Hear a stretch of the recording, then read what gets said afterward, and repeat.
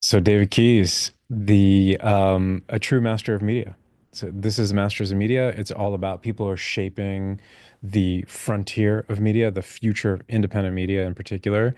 And I could think of no one better Thank you. than you. So just a little background. Hopefully you'll fill us in on the rest of it. But you were a spokesperson, the spokesperson for the Prime Minister of Israel. Prior to that, you had done some like really groundbreaking stuff on with these videos where you were pranking major political and geopolitical figures. Like we're not talking about like the local congressman. We're talking about people who are running the foreign ministry of Iran. S- Stuff that was actually pretty dangerous. But when you watch these videos, they still hit really hard where you're coming after them in the middle of New York City, ask them insane questions because you're doing something that no one had ever done up until that point, and that's what makes it remarkable. You're running now Teza AI, which I'll let you talk more about that. I'm not going to put words in your mouth, but I think the big point is that you're someone who's looking at media not only from an angle of journalism or brand, but something that's actually much bigger, a bigger picture of strategy and geopolitics, and understanding that today that's what media actually is. So let's just start a little bit about the your time in government, because that was some you did some crazy stuff that I don't think a lot of people know about.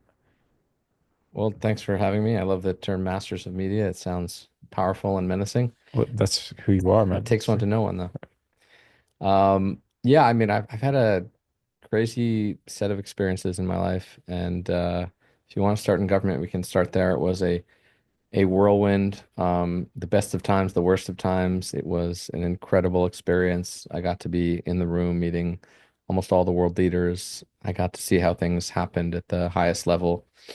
I got to help expose Iran's secret atomic archive and travel the world with the prime minister and write a bunch of speeches and battle it out on TV. And I had the opportunity to sort of think of things anew when I came in. I had no government experience, which I think was a tremendous asset because my mind wasn't sullied by bureaucratic think and all the, you know, terrible things that government is inherently slow and, bureaucratic and broken feedback loops and, bad incentives and all those things. And when I came into the government, I basically looked at the way things were done and I said, this is insane on just about every level. So Yeah.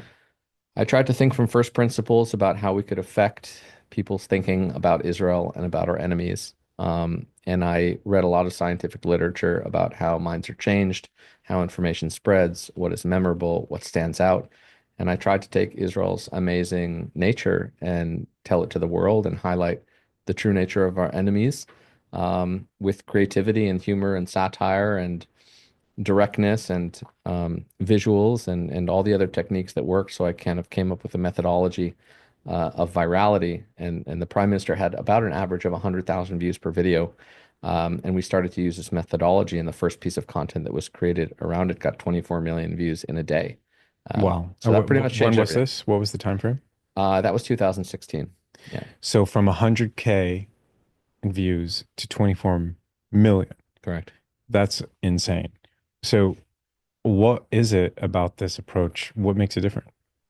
Well, I think we started to write and convey ideas in ways that were based off what the science said worked well, which is you need to stand out, you need to shock people, you need to connect with them on an emotional level because people are deeply emotional and instinctual and associative. The huge mistake that people make is they say, if I just tell people the facts, their minds will change. And unfortunately, that's not the case. So I try to start with what works, and when you Right. look at the internet, you see a handful of people who understand what works, how ideas spread. Yes. Mr. Beast is the GOAT. Ryan Right. Reynolds is a genius at it. Right. Dollar Shave Club and Purple Mattress and all sorts of examples that get hundreds of millions of views. And it always perplexed me. Why do people with great ideas have such paltry views? Why is it that when I look at their videos, a tiny fraction of people see, these very important ideas? So a lot of it was the transference or the translation of the ideas into packaging, which was much more effective.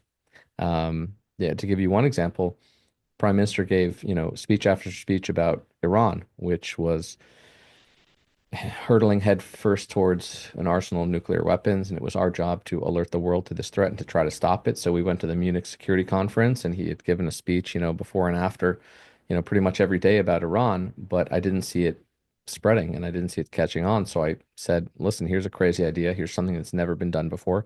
We just shot down this armed Iranian drone. Why don't you hold up the drone in front of all the world's defense ministers? And so we smuggled this drone full of soot, into the Munich Security Conference. That was a whole operation unto itself. And he holds it up and he, says to the foreign minister of Iran, Mr. Zarif, do you recognize this drone? You should, it's yours. And that Wow. picture of him hoisting the drone was on the front page of every major Western publication Right. instantaneously. And the speeches before and after weren't. So just the addition of that bold visual that had never been done before at Munich sort of, turned the tables. And every day I was faced with 1,000 dilemmas of how to win this narrative war, and we were facing extremely motivated, very powerful, very well-funded enemies who would pretty much stop at anything to crush us. And so I had to think very carefully about how to do that in the most effective way, because it wasn't just in a vacuum that we could say whatever we want. Everything we said was undermined by these enemies, and they would throw things at us on a daily basis, sometimes in extremely sophisticated ways that would go against Israel's narrative, go against the truth. And so, you had to deal with all this amidst 1,000 crises a day. So this became like a signature move for Netanyahu over the years, right? You'd see him doing these things that were more like political installation art than a speech. And you saw this again and again. There was the really big famous one when he had the Iranian archive that the Mossad or whoever it was had stolen out of Tehran. And then he, rather than, again, stand there and just talk about, we did this thing, he actually had the entire archive behind him during his presentation about it, which again, another massive cycle of headlines based on what had happened. Well, that was, after the Mossad had stolen this treasure trove of Iran's crown jewels from southern Tehran in a place called Shorobad. I was tasked with exposing it. So the prime minister said, "Look, we have this treasure trove. It's your job to get it out to the world. Let's think through how to do this." And so, I immediately started thinking, what's the most shocking, what's the most visual way that we can do this to get the attention that it needs? So I said, well, first of all, we can't just talk about it. We need the physical thing there. So we made an exact replica of the entire atomic archive, replete with the color of the binders, and I put them on the shelf, and then Huh, we put CDs there to show how many discs were stolen. And then I said, well, you need a black veil. You can't just have it there for everyone to see on first flush. You need to right. reveal it like a magician would. And so he did that. I actually brought him a picture of President Trump, who was showing the tax code in 1960 versus today.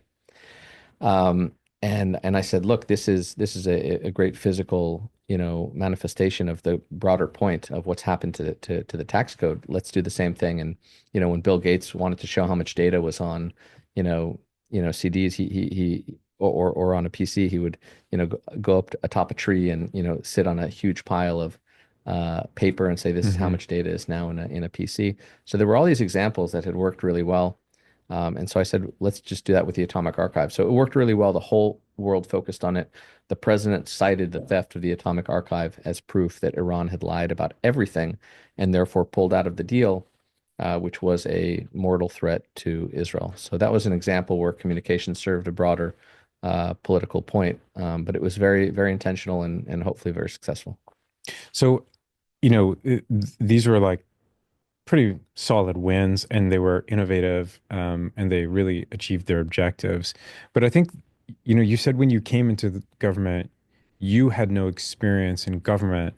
And I think the converse was probably true with regard to the Israeli government, that they basically had no experience with communications and media. I mean, at least when you're looking from the outside, what do they do?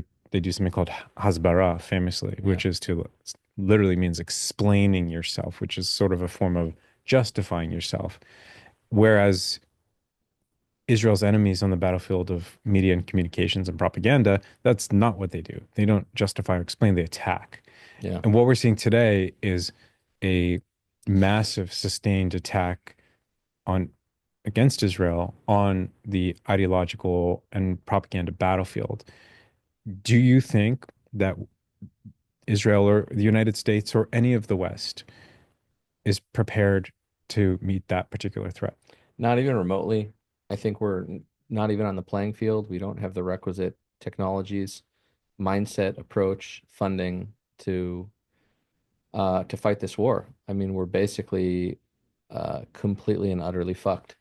Um, When you say we, you the mean, West writ large, Israel, America, I think our enemies, first of all, they're fighting without any democratic constraints. right?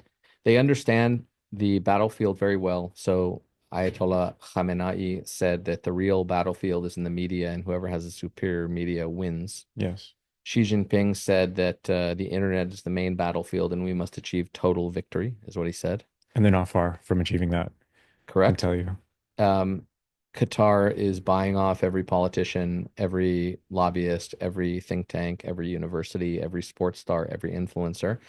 So we are outgunned and outmanned and outspent on every metric. So our only hope is superior technology and superior messaging, but it requires a sort of offense-minded approach to this that we really are in a war. And the problem, both Israel and the West, is we're sort of fighting yesterday's war. So Yeah. it's not about the op-ed page. It's not about the press release. Yes. It's not about the statement. It's not about the little,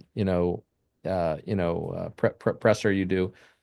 Today, algorithms and money and platforms rule everything. And so you have, you know, Iran, the opposition said that Iran's propaganda budget is $600 million dollars. And China's throwing around billions in very soft and cultural ways. If you Yeah. go, it's a very popular, guy in Israel named Itzik Hassini, Isaac, the Chinese person.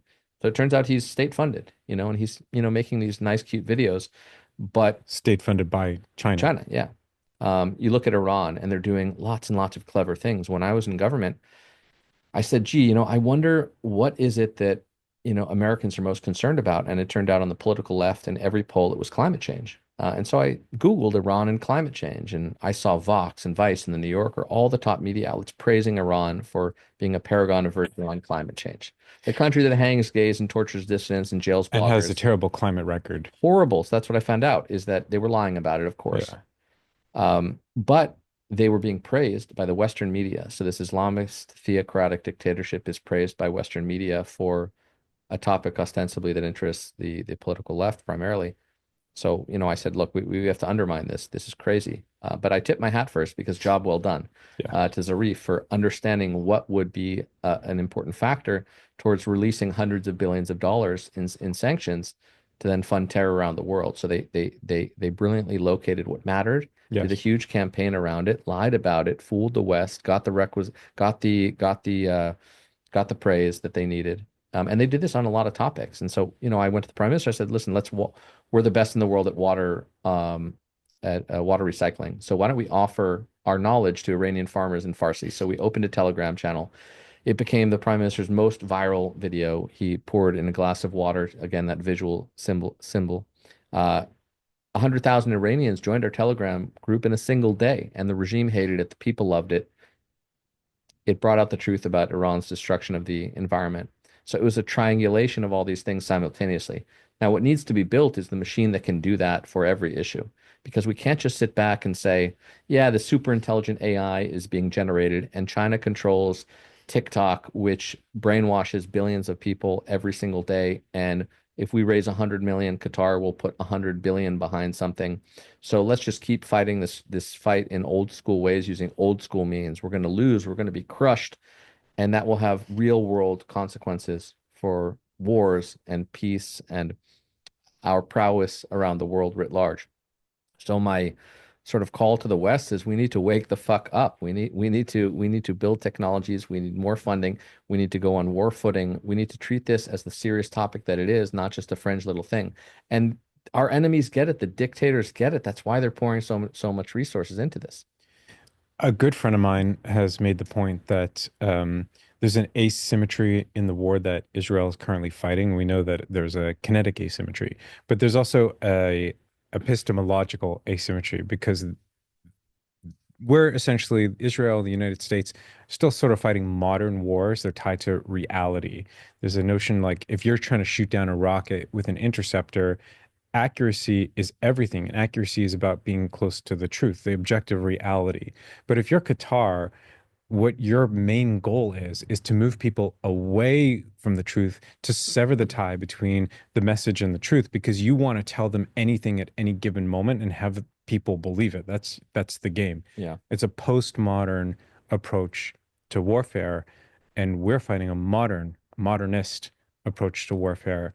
And that's an imbalance. It's like we're on completely different playing fields, and the one is Yeah. destroying the other, annihilating the other. So how do we It's rebalance? it's a smart point, I think, and it has a parallel in the battlefield. Like Hamas's leaders say, look, millions of people were killed in Algeria, millions of people were killed in Vietnam. We are no less noble than these people. We are willing to sacrifice every last person of our people for Yes. this great goal of destroying Israel. Right. And then you have these Western democracies that say, well, if a single person, God forbid, is taken hostage, we must release thousands of murderers to get them back. So there's a huge asymmetry. One side is willing, apparently, to sacrifice every single last one, and the other one deeply values human life.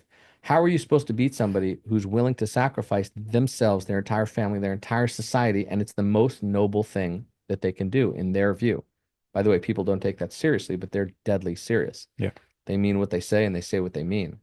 So it's hard for us to fathom that. Like no American would say, yeah, if 350 million Americans perish, it's a great thing if we can just crush China. Like that's not a thought. And no one in Israel says, well, yeah, if 10 million Israelis are all killed in the name of jihad, let's go for it. That doesn't exist. And so there's a fundamental asymmetry. On the narrative front, you're right. We care about facts and truth and all these things, and our enemies are just basically spouting bullshit, whatever advances the cause. There's a lot of deception when you see these interviews with Qatar's leaders. It's like a joke. I mean, it's like an absolute and total joke. The prime minister is interviewed and, asked about certain issues, and he says, "Look, we have nothing against America, nothing against the West. We're great allies." Meanwhile, they're funding the people that mass murdered Americans on October 7th. And Iran is another great example. Silver-tongued, diplomats run around the world painting Iran as this reasonable power. And then those talking points are parroted by media in the West. And they Yep. say, look, Iran isn't really a threat. Look at what they talk about. Why are you fomenting? Why are you making up this threat? And I think it's our job, sort of collectively, people who care about the future of the free world, to change that completely and say, no, no, no. If Iran tried to assassinate the president of the United States. They tried Yes. to kill Pompeo and Bolton. Yep. They backed the drone that almost mass murdered American diplomats at the consulate in Tel Aviv. They tried to blow up a restaurant in Washington, D.C., which would have had hundreds of casualties. They are they killed thousands and maimed thousands of American soldiers. They blew up the Marine barracks in Beirut. They chant death to America. They burn American flags, and so on and so on and so on. And so to hear now this idea parroted in America, well, they're not a threat to America. Right. What the fuck are you talking about? Right. This is insane. What is a threat to America if it's not Iran? It's a total dissolution of reality and the word threat and just the real. So I see this all as part of a narrative war that Yeah. we we let them win and think about the consequences down the line. What ends up happening is the public is convinced, well, hey, maybe Iran isn't a threat. And so the policymakers say, well, I'm not going to die on this hill. I'm not going to jump on this bandwagon because the people I want to elect me don't even think it's a threat because it's all over the media, it's all over social. What's the big deal? And that narrative is pushed by a lot of people. Um, and then the policies follow in tow. So the next time a decision is made about Iran, well, maybe we should work out a deal with this fascist, theocratic, mass murdering, anti-American, totalitarian, vicious, terror sponsoring, hate-filled regime. Yeah, let's do it because our minds have been warped by people fighting this narrative war, and it's our job to stand up and say, no, that's bullshit. Let's set the record straight, but let's do it in successful and interesting and bold ways, not a fact sheet, regurgitating something because again, that's not. You have to entertain. You have to create content that people want to see. And some people understand that and some people don't. And too many people in Israel, especially, I went to the foreign ministry one day and I said, hey, I notice your videos, get, 1,000 views. No one's watching these. Why do you keep making them? And they said, well, we have to feed the beast. We have so many channels. We have to just put out content. And I said, no, no, no, that's backwards. You have to create content that people love and are intrigued by and enticed by and, really, really want to share, So who makes these videos? are the best minds in the world, are the best creative minds making the content that has to save Western civilization. And Musk rightly said, he who controls the memes controls the universe. And Putin said, whoever controls the AI controls the world. So smash those two things together. Essentially, memes and AI will control how humanity thinks. And we're Yeah. seeing the first steps of that in these platforms where you can sort of step on one value or another, and you can get billions of people to feel a certain way about a topic. It's a brave new world, and I fear that we are ill-equipped in the extreme to fight it, let alone win it. Yeah, Musk, in Peter Thiel in Zero to One calls Musk a grandmaster of sales. It's not because he's got some slick, talk or script in a sales meeting. It's because he launches a Tesla with this astronaut into space and lets Yeah. it float around, puts a picture of that in the world. That's Well, that. he understands it perfectly, actually. And SpaceX started as an NGO to try to increase funding for NASA. And he said, my sole goal with SpaceX was to create a single picture of a green sprout in front of a red planet to inspire the world to invest more, to inspire America to invest more in space travel and invest more in NASA. So when you think about it, this grand, incredible company called SpaceX started with a single image. Mhm. And the Tesla, every rocket had a dummy payload, and he thought differently. He thinks completely differently. He does things that no one else thinks about. Right. And we love him for that, and for that he's a genius. And we can channel that energy of that first principles of communications of what stands out today, because every issue, your competition is not just the other side of the issue. It's every single person on earth now. It's every influencer, every outlet, every war, every scandal, every anything. So you actually have to be better at creating attention. Attention is all that matters. The famous paper that led to Transformers and AI and everything like that. And it's really true. And we need to think very carefully about that if we're going to have a fighting chance. So frankly, the flamethrower and the short shorts that he did, and the floating Cybertruck, all of these are strokes of genius, Yeah. communications genius that happens to be twinned with engineering genius as well. Yeah, and they sometimes you see these things and they look obvious.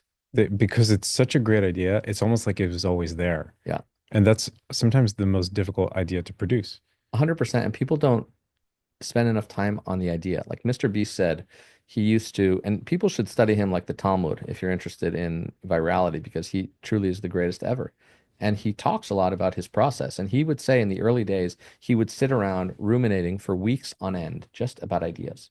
I heard him saying, yeah, Now, how many people, when it comes to Hezbollah or Iran or the Houthis or Qatar, don't do anything but think for weeks yeah, just about the idea and throw out the 999 bad ideas to get to that one genius idea. yeah, Because that's where the gold is. It's not in the production value. It's not in the expensive set. It's not in the camera. It's in yeah, none of that bullshit. yeah. It's in the genius of the idea. So we have to channel, Carnegie and Ogilvy and Beast and all these geniuses of communications if we're going to have a fighting chance to win that. And the same is true in the corporate space as well. You see amazing companies, amazing leaders who get a fraction of the resonance that they should because they're putting out blah blah, boring shit that Yeah. nobody wants to see or read or hear They're ticking a box at best, at best. and Yeah. sometimes not even that. And doing things the way that things were done. But in the last year or two, like everything has changed. Everything has changed. You, any child can now produce with a prompt what it took a fleet of highly paid people to do over weeks or months or years. Yeah, So everybody has this super intelligence and the ability to create pixel perfect stuff, to create deep fakes, to create persuasive stuff. So it's like we are in this dystopia potentially, this apocalypse of disinformation and misinformation, the likes of which we have never seen before. So if your approach to that is, hey, well, we put out a press release about what we're doing, it's like you have no idea what you're talking about. And if you're going to mainstream media to get your voice out, you're an idiot because it's intermediated, it's behind a paywall, it's in a medium that nobody trusts anymore, that's dying. Like you can speak to the entire world if your content is good enough. Put something online that is fascinating, shocking, amazing, surprising, and it will spread like wildfire if it's good. That's all you need to do. right, Produce good content. right. That's it. You don't need to have these intermediaries who twist and turn and distort and have terrible incentives and just want to do clickbait. Open an account, start to sound like Gary Vee, throw up a bunch of amazing stuff and basically watch it spread. Yeah, I heard Mr. Beast in one of these videos say that people often talk about the notion that the algorithm hates them. He's like, just replace the word algorithm with audience, and then That's you can exactly right. understand what's actually happening there. It's exactly right. Absolutely. Absolutely. But so, okay, fine. The notion is you actually do need to do something extraordinary, something that is, I want to say counterintuitive, but that's actually not strong enough a term for what you really need to do. You need to do something that just completely, it's like one of those pictures that you see like if you look at it one way, you see a witch's face, and then you look at it another way, then you see a beautiful woman. To do that with the content, to make something that people had seen one way, and then they look at it through whatever you show them, and they see everything completely. You change their reality with the content that you're producing. Yeah. And when you see it, you know it immediately. You know, when I was in Yeah. human rights, I would look at the human rights space, and I was lucky enough to work with this legend, Bob Bernstein, who was the founder of Human Rights Watch and chairman of Random House for 25 years, and he thought extremely differently, and he loved these ideas. We looked at what was being produced, and it was these reports that no one read. At Hmm. best, it would end up on the table of a undersecretary of something, but it wasn't moving the world. And Yeah. so I said, like, it's crazy that the foreign minister of Iran can come to NYU and nothing happens. Just Yeah. like a piece of paper is written saying this is Right. bad. Like, no, no, no. Right. I'm like, where's the ingenuity? And leaning into satire and humor is a very powerful thing. And so I rented an ice cream truck and I handed out free ice cream to celebrate 1,000 hangings and went up to the now foreign minister I mean, Arafati. I don't want to laugh at that because it is truly awful that the regime in Iran, that is what they do. They hang people publicly from cranes Correct. in many cases for being gay, Correct. but Right. nobody knows that. It's just not a thing because it's like, how does this impact my life? And we Right. have to make it relevant to your lived experience because there's a lot of issues out there, and it's not like we can spend all day, caring and thinking about everything that's happening in the world.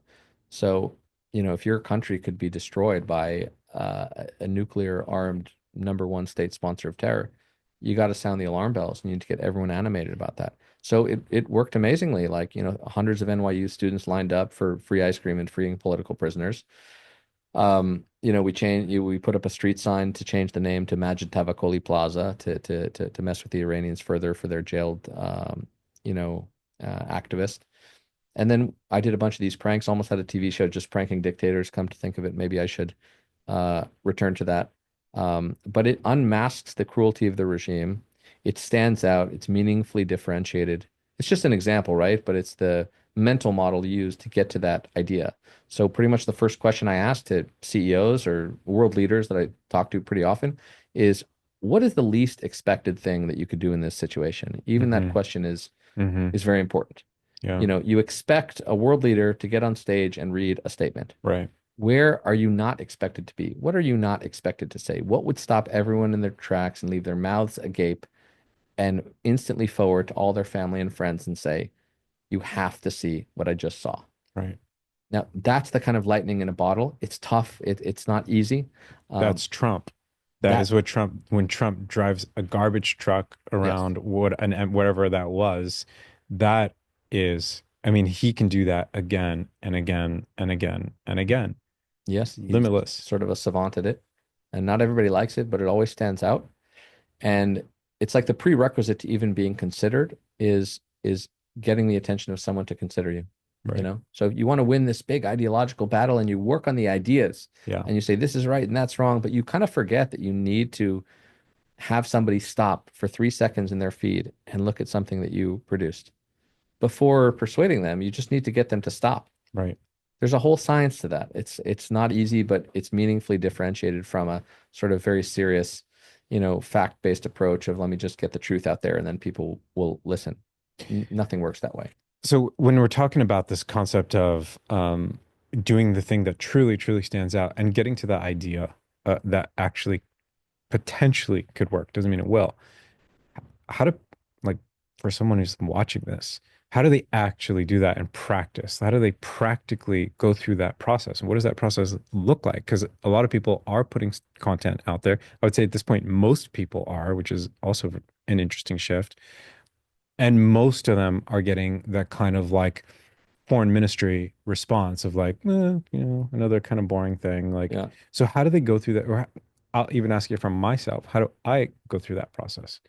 Uh, it requires a sort of rethinking from the ground up of what you're doing. So there's a bunch of assumptions that most people have that if they do something, it will have this effect. And oftentimes it's the opposite. So take the amount of content you put out. If you think like, okay, I'm going to think hard about this idea and I'm going to work hard on it and I'm going to put it out and it's going to do well. Almost every big influencer I know says the thing that I least expected to really go viral did. And the thing I Hmm. worked on for a long time, it sort of died on the vine. Mm. So how much are you producing? That's easier now than ever because of these AI tools. I mean, Meaning increase the volume so that you massively don't know what's increase actually the going to hit. volume. You have no idea. I have no idea. We Yeah. have our senses, we have our guesses, we have our Yeah. probabilities, but genuinely, it's very hard to predict what will work. And so massively increasing When you the, say massively, yeah, what, orders of magnitude. And 2x, 10x? yeah, I mean, So if you're doing a piece of content a week, what would if you? you're doing a piece of content a week, there is almost no chance that you can go viral. Now, you can find examples of anything. You can find a guy who does that and it succeeded, right? There's always Yeah. an exception to the rule. Yeah. But generally speaking, um, people won't see your stuff. The likelihood that you've hit gold is very small. So you need to constantly iterate and constantly try things. Yeah. And then you need to sort of approach it from, I call it, there's a certain methodology of where you're incorporating principles of effective communications. Some of those are old school principles that you can read about and, how to win friends and influence people. Some of it is more recent, scientific literature. But you have to revisit your assumptions about all this stuff. How to win friends and influence. That's Dale Dale Carnegie. Carnegie's, yeah, Yeah. yeah. A brilliant book. I mean, written many decades ago, but still has And an interesting book because so much of what he writes in it about the backstory to the book seems to be not true. that I don't know. Yeah. To what are you referring? Where he talks about, I think he talks about Rockefeller. Is Mm. that it in the book? Meeting Rockefeller and like learning from Rockefeller and Yeah, it's very possible that there's things that are either exaggerated, but the principles remain. And actually, the staying power of that book sort of proves the what does he do? He tells a bunch of stories. yeah. I read a great paper a long time ago by Paul Slovic, a professor at University of Oregon, that showed that people gave on average twice as much money to a charity that spoke about one person as opposed to millions of people. So you go to them with a fact sheet about millions of people starving in Africa and one Right. picture of a child. Right. The decline in giving starts with the addition of a single extra person. So when you put two people in front of them and say, "Hey, look at these two people," the seeing yourself in that person, the individual story. We did this with the Mm. prime minister all the time. I mean, you go to his UN speech. He's talking about Ali, who wakes up, a 13-year-old boy who wakes up and he passes a statue to a mass murderer, and he goes to his soccer team named after Dalal Mughrabi that murdered dozens of people, and then he goes to school named after another terrorist. And so he tells the story of an individual. When we would speak about Iran, we would talk about an individual suffering in those societies, the wrestler who had to throw the match not to face an Israeli. So all And these, this is the Greta Thunberg. yeah, absolutely. They figured that out. Absolutely. Yeah, you can find examples on any side of this. People who know it know it. That's just one principle, but it's a sort of stitching together of all these principles. It's embracing the weird, the zany, the Yeah. unexpected, the funny, the odd. It's a tough skill because you have to be sort of bold in the extreme. You have to be willing to, Yeah. my friend calls it cringe arbitrage, Jason Levine. You have to step into the cringe. You have to be willing to do things Cringe arbitrage. that are silly and Right. most people wouldn't Right. do. So that's why I mean it's a skill like anything else. So you need to work at it. And not everybody's going to be amazing at it, but you can certainly improve by the application of these principles. Well, that was it. Like when we think about Sacha Baron Cohen as one great example, like just to do this crazy, Groundbreaking. crazy stuff with like world leaders, with pretending to be Ali G and like just Totally amazing. But it groundbreaking. takes that like, or walking around as Borat in like the string bikini kind of thing. Yeah. And that actually, I mean, it's amazing to watch because it's so insane. Yeah. But a lot of what you're saying are strategies and tactics that have been employed by the left it to pretty good effect. I mean, you think about the Occupy Wall Street movement, or you think about what Greenpeace does with like sort of whaling ships and the scene they video it, of course.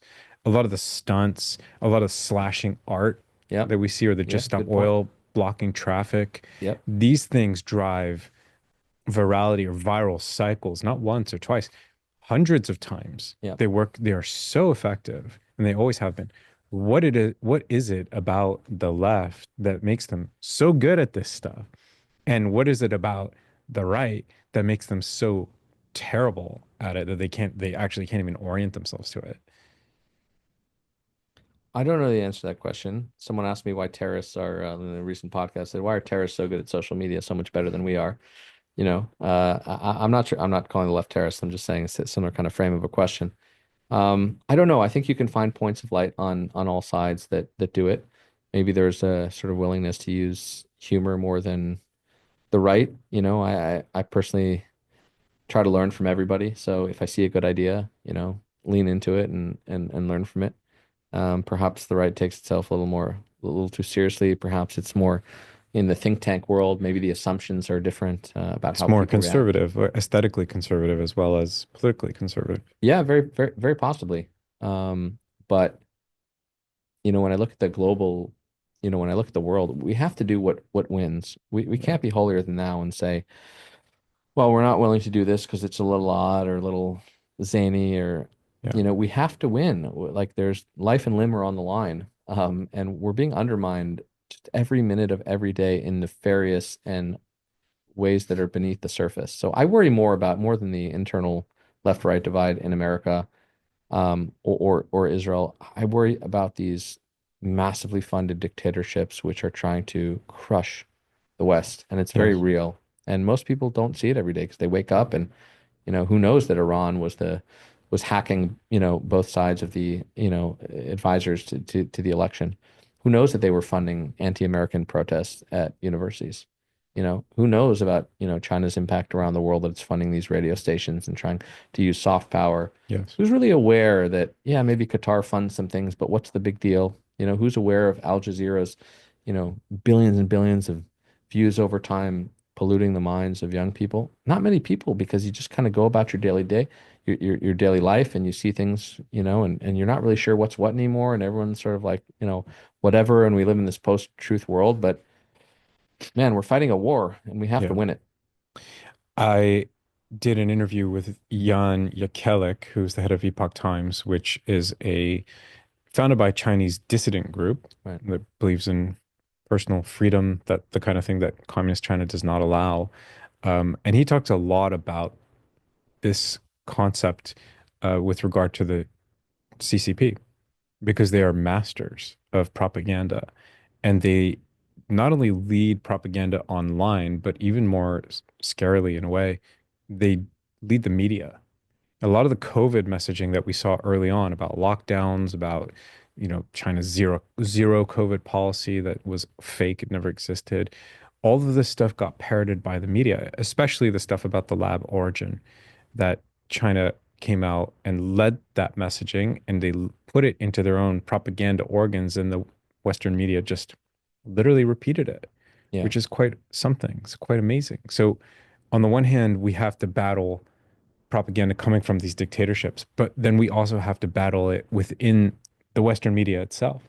Yeah. Yeah. There's a sort of unholy alliance there and a sort of credulity that media just parrots things that they think will get, you know, it's just bad incentives. It's like whatever is salacious, whatever is clickbaity makes more money and they're dying medium. So, hey, if, a racist, accusation comes out or something that kind of sounds, salacious, why not go and print it? And sometimes they're in bed, sometimes they're funded by or they're appeasing those, who knows more about the New York Times terrible record than you. Major institutions can get it fundamentally wrong on some really Yeah. critical things, and I think you kind of see that t today as well. And money plays such a big role in these things. I mean, some of the things that look ideological with the media are actually financial. And that's definitely the case with China. Yeah, I mean, yeah, if you have to cut out a character to have your movie be in, China, why not? Let's make some money. If you're the NBA and you can not say something about the Uyghurs and not miss out on that. But if nobody stands up for the right ideology and everyone just sells out for money, we're going to lose big time. So we need to have more firmly held red moral lines when it comes to these issues of acquiescing to dictators. And it's sort of they're very, very good at chipping away at that. Yeah. Very good. You see it happening now in the Gulf and with Qatar and offering incentives and endless money. And why not? Because you can sort of easily craft a counter narrative that sounds reasonable. Like there's a good Hmm. sounding reason to do something bad every single time. Right.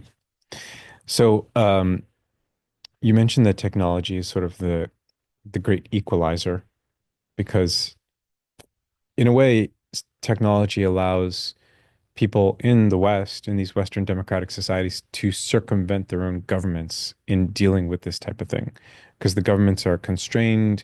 They're weirdly incompetent. Like they're okay sometimes at like building and deploying militaries, but they're strangely incompetent when it comes to merit messaging or building a narrative about the conflict that they're engaged in.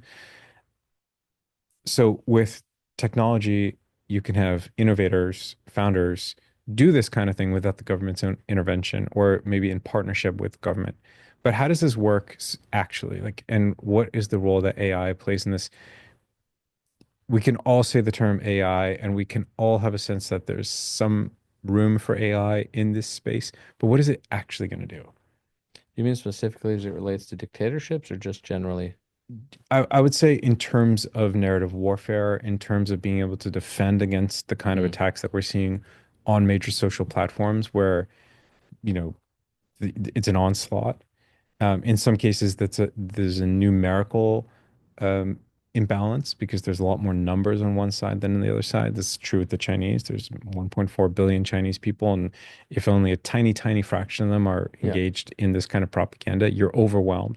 So how does AI deal with these threats? How does AI step into this battlefield? I think we're in day one, so I don't have a fully formed answer to that. I can only sort of see what's happening and feel the initial embers of this great fire which is coming. So every platform is dealing with how to stop bot attacks because it's generally not good for them. But I think states are actively trying to infiltrate every platform and promote Yeah. certain things and lower the flames on other things. So you have a whole verification question of how do you know that this is a real person? But you're right, China's 50 cent army can put 2,000 people typing away, and they're very real people, and so they're not going to fall into the trap of bots. And the 50 Cent Army that we're talking about amateurs who are some paid, some not paid. They're ideological and they're still Yeah. engaged in as an army. It's an They're army. following Xi's directive. I mean, Yeah. she said that the real battle is the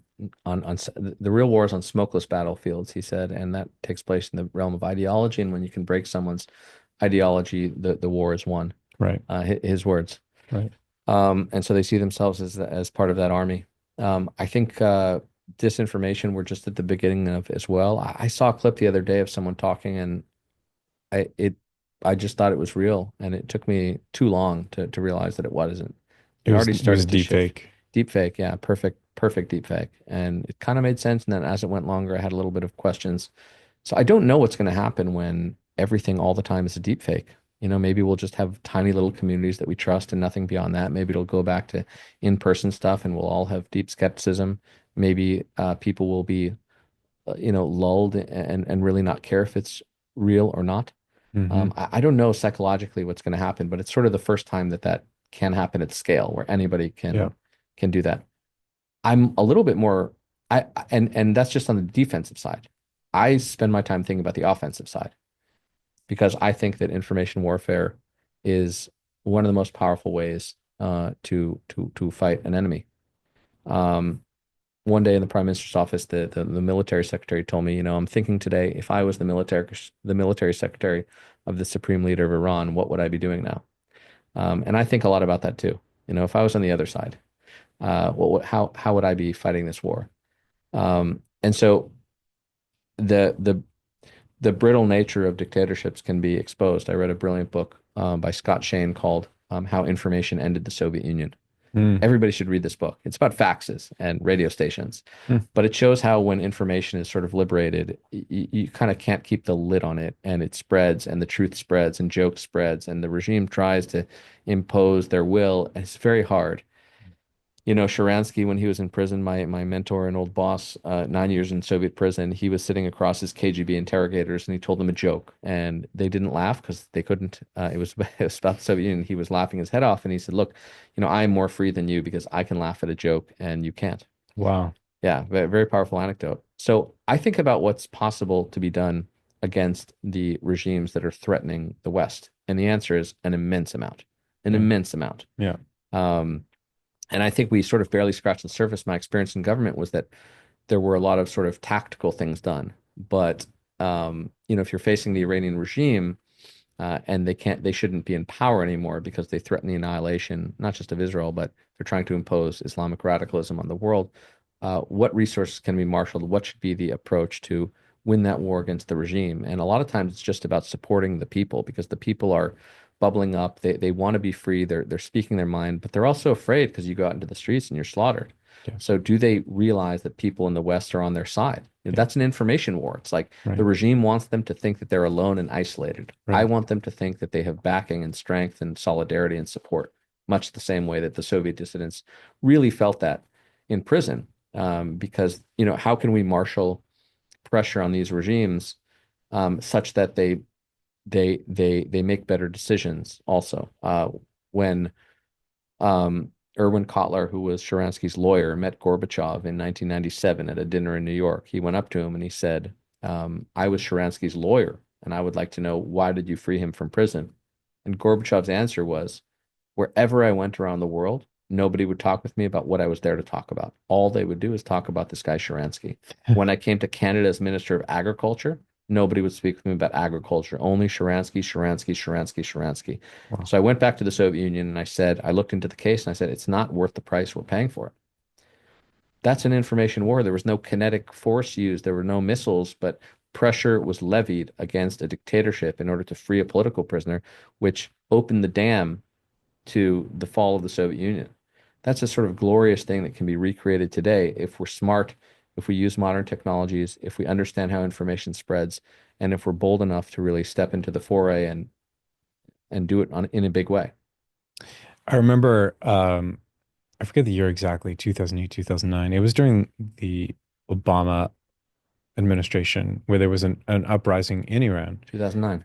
And Obama did people said they were waiting for Obama to do something. They didn't mean bomb Iran. They meant Yeah. say something Yeah. to come out in support of the people who are trying to rise up against a theocratic authoritarian dictatorship, but he didn't.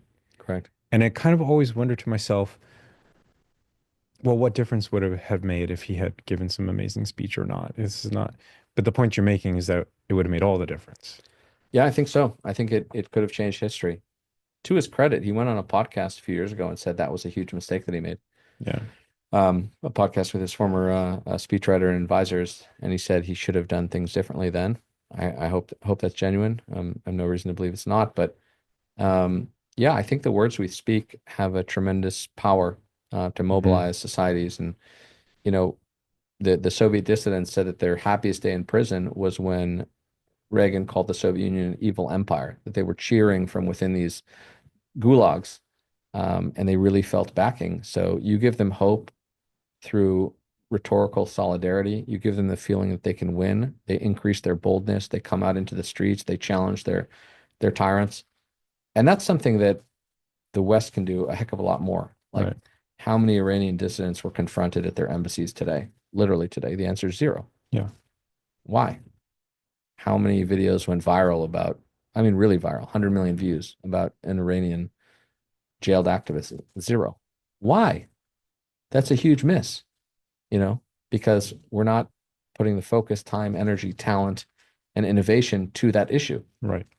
So that's where I want to sort of marshal resources and thought and bring together the most brilliant minds to hopefully change history for the better by means of this very powerful tool.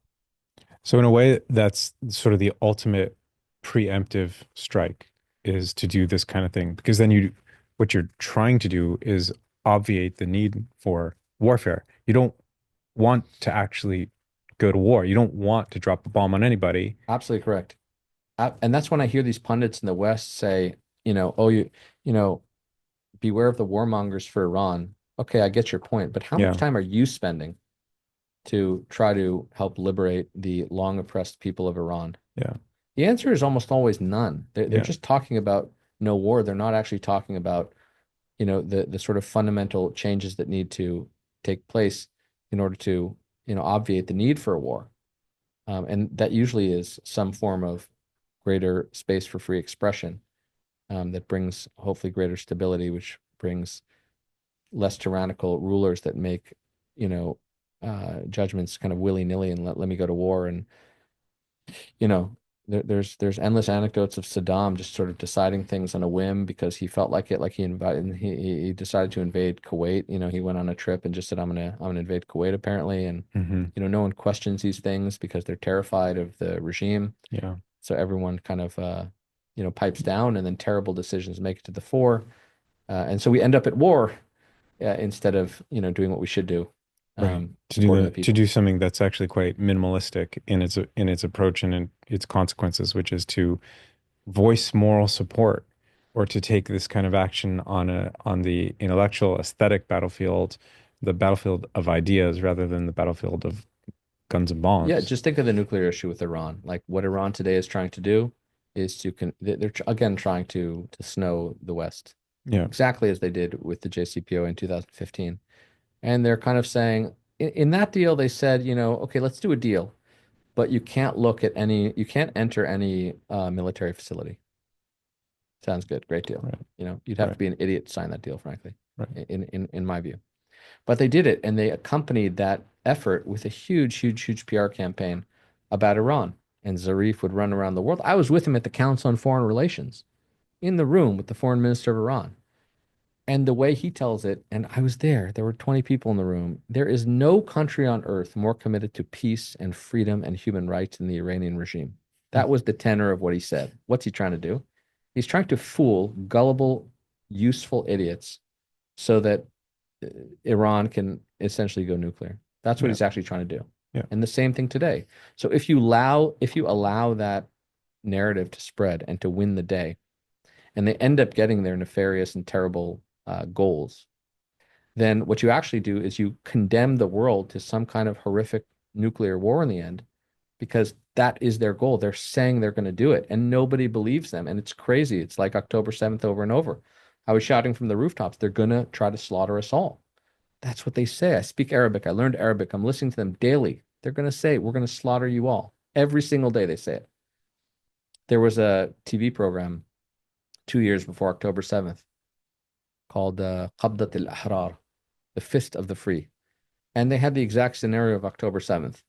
And um, Yahya Sinwar came to meet the stars and the producers of this TV show. And he said, this is exactly what we're planning to do. Um, and the brilliant, security folks said, come on, against us? Are you kidding me? We're so Right. powerful, we're so strong. Right. Yeah, they're saying it, but we don't really believe it, was Yeah. essentially the tenor. The same thing is happening with the nuclear Iran today, and it's happening with China's nefarious aims as well.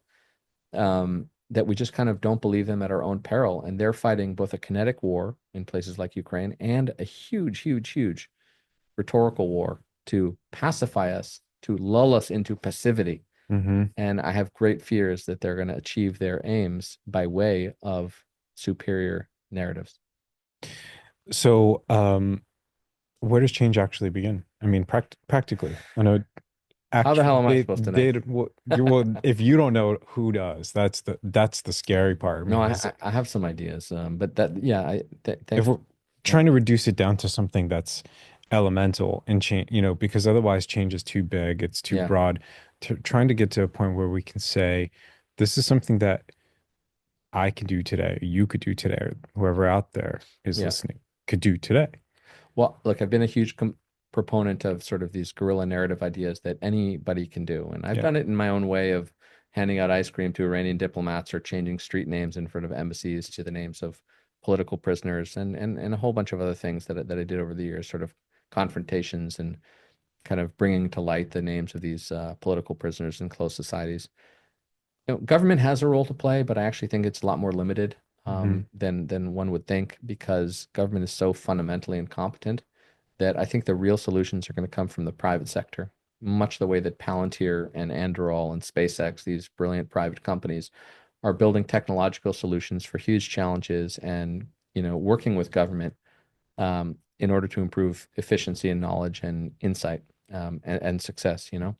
So I think there's a parallel here for the narrative space as well, that private companies that build really powerful technologies can help the West writ large win. And nowadays, you can code, you can create apps, you can do things much faster, much easier, much Yeah. simpler. We have to have a keen eye on everything that's happening in the AI space because Putin is right. Like he who develops superior AI will conquer the world. So it's not just, how many ballistic missiles you have. It's, how big are your fabs? How many GPUs do you have? What are your training models? You know, all these things are sort of the vital questions for who's going to win in this space. Most people can't start, NVIDIA, but they can in their own way learn the name of a political prisoner. They can confront someone. They can write something. They can talk to their family and friends. They can make it an issue. They can create content that does better online because right now there's a deluge of stuff trying to minimize the importance of all these issues. And they're being paid for with sort of endless money and endless people. Yeah. So perhaps if we all mobilize and do something, we have a fighting chance. But it starts with the recognition that it's important. Right. If it's not important, then no one's going to do it. And then they're definitely going to win. So, part of why I like having conversations like this is hopefully people see this and, this is what we're doing as a company. We've got a few dozen people working on it, creative people and AI people, but it's a huge challenge and we're up against really, really powerful and motivated enemies. So kind of it has to be a whole of society, a whole of civilization challenge in order to fight it and win it, and not just tread water, not just lose with grace, but to Right. to dominate total victory. That's what I've been saying for Israel vis-a-vis Hamas, but how true is it for the narrative war as well? We see some of that, what you're describing, but we see it domestically. We see it, the memification of politics domestically, where people are dunking on on Democrats or on Republicans, but we're n almost not seeing it at all as a united front against Yeah, China or whoever else might be an adversary or an enemy to the United States. that's absolutely correct. And sort of that's something we should come together on. And there's a lot of disagreements about all sorts of domestic stuff. And yeah, we're seeing meme warfare domestically. That's absolutely true. Some hilarious stuff, some amazing stuff, some brilliant stuff.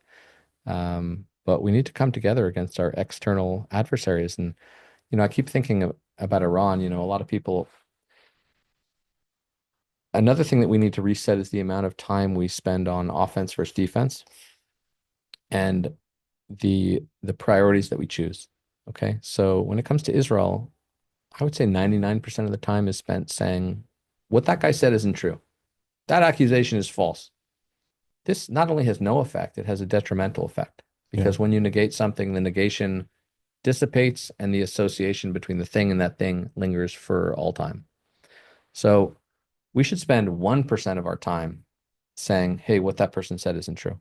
And we should spend 99% of our time saying, hey, this genocidal, theocratic, tyrannical enemy that's trying to destroy civilization, yeah, we need to unite and vanquish them completely and utterly.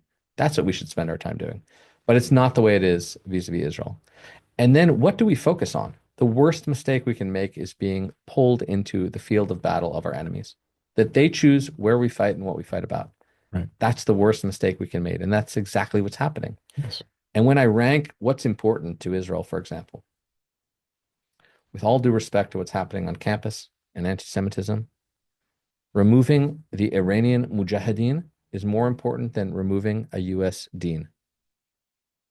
Way more important. Right. Because we could remove all the bad deans at all the universities, and in 6 months, we can wake up to a nuclear armed Iran that pushes a button and kills millions of people, liquidates them in a nuclear, you know, tsunami.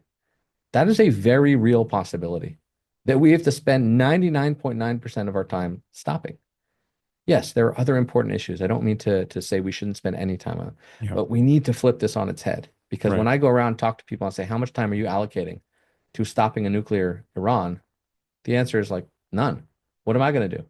The answer is now you can do a lot. You have super intelligence at your fingertips. You can create endless content. You can reach anybody. You can travel the world. You can confront, you can rename, you can satirize, you can spread information. You can do a ton. Yeah. So we need to get our shit together and choose the right focus and go on offense. So, for people who are looking to follow your work and to see what you're doing, how you do it, where do they go to find you? Just look for the most successful campaigns, and I'm probably behind them. Just kidding. No, That might be true to some extent in certain perhaps. cases. I've started tweeting recently after a long time that I was like, I don't want to do this, but at David M. Keys is where I'm tweeting. I throw some stuff up on other mediums, but I'm sort of doing it in a haphazard way myself. I'm building a company and trying to run that. So when I have a thought that I think is interesting for the world to hear, I'll put it out, but I don't do it systematically, but perhaps that'll change. And So for you, most of the kind of dynamic and energy that you've been talking about goes into the company activities, oh where yeah, yeah, yeah. just the direct tweeting is sort of a side dish. Yeah, yeah, yeah. I mean, I've, spent a long time, battling it out on TV in years past in debates and, Yeah. throwing up content on occasion. But no, I haven't really myself leaned into becoming a content creator influencer. I'm sort of just putting my toe in the water and testing it out and putting some of that. Look, it's I've gotten a few, many hundreds of thousands of views on just the first, few videos that I've done. And I'm happy about that. I'm thinking about going back to pranking dictators, just because it's fun and I mean, I think you got the name of the channel right there. pranking dictators. Yeah, I would subscribe to that one for sure. yeah, I would just be worried about your safety.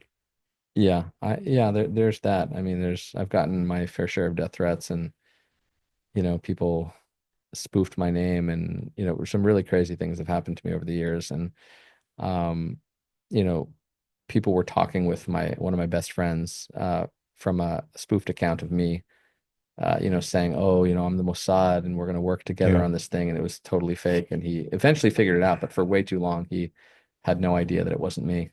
So they were posing as Mossad agents, or you They were saying posing as as me. you saying you were Yes. Mossad. Yes, that the Mossad needs this help. And they were reaching out to all of my Syrian and Lebanese and Arab friends Mm, saying, hey, it's David. I'm working with the Mossad now. We're going to do this crazy operation. And it wasn't me. And so yeah. stuff like that, happens on occasion. And yeah, I suppose there's some price to pay. But There's always a price to pay to do YOLO, something you only meaningful. live once. Exactly. And to do something bold, to take a risk. Otherwise, there's a risk of taking no risk. And we kind of don't put that into the calculus, but that's always there. But this has been awesome. I hope we do it again. I hope what we start to see is an awareness of the kind of things that you're talking about, that we need to fight back. And we can't always be on the back foot, and we can't always be preoccupied with things that don't actually matter. And this is part of the part of the question of being unified is understanding where the threat actually is. And it's not in the person who you have a slightly differing political opinion from. It's in the person who actually wants to kill you. Yeah, and if, frankly, if I were on the other side of this equation, I would take that book, Amusing Ourselves to Death, and say, I'm just going to make people busy with nonsense all Yeah. day so they lose focus because that's way more bang for the buck than going head to head. And maybe that's what's Well, happening. that's China. I mean, that's TikTok, right? That's Yeah. I mean, what if civilization ends because of, cat memes? Wouldn't that be ironic? Musk is right that the most entertaining outcome is the most likely. So that would be kind of crazy, and it's probably what's happening. such a great Muskian formulation of the thing. Yeah. So, David Keys, thank you so much. This was awesome. Let's do it again. Thanks for having me, and thanks for doing this. Cool. Boom. Boom.